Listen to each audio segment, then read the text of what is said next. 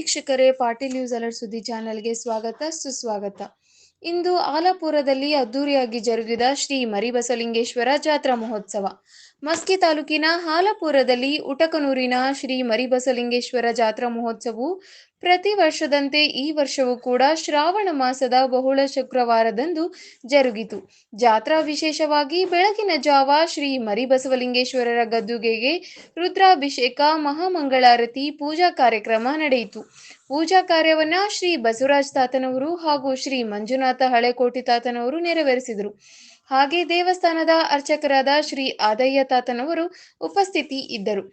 ನಂತರ ಶ್ರೀ ಮರಿಬಸವಲಿಂಗೇಶ್ವರ ತಾತನವರ ಭಾವಚಿತ್ರವನ್ನ ಪಲ್ಲಕ್ಕಿಯೊಂದಿಗೆ ಊರಿನ ಸುಮಂಗಳೆಯರು ಕಳಸ ಡೊಳ್ಳಿನೊಂದಿಗೆ ಊರಿನ ಪ್ರಮುಖ ಬೀದಿಗಳಲ್ಲಿ ತಾತನವರ ಭಾವಚಿತ್ರ ಮೆರವಣಿಗೆ ಮಾಡಿ ನಂತರ ಮಹಾಮಂಗಳ ಮಾಡಲಾಯಿತು.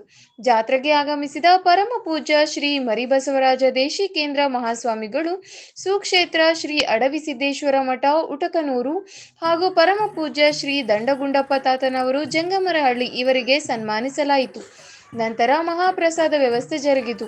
ಈ ಸಂದರ್ಭದಲ್ಲಿ ಊರಿನ ಹಿರಿಯರು, ಕಿರಿಯರು, ತಾಯಂದಿರರು ಇನ್ನಿತರರು ಇದ್ದರು.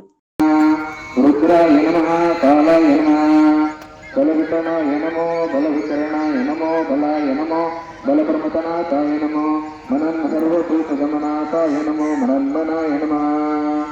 ಘೋರೇಭ್ಯೋ ಘೋರಭ್ಯ ಘೋರಘೋರತಾರ್ಭ್ಯ ಸರ್ವೇಭ್ಯೋ ಸರ್ವಸರ್ವೇಭ್ಯೋ ನಮಸ್ತೆ ರುದ್ರರೂಪಭ್ಯ ತತ್ಪರೋತಾಯ ವಿದ್ಮಹೇ ಮಹಾ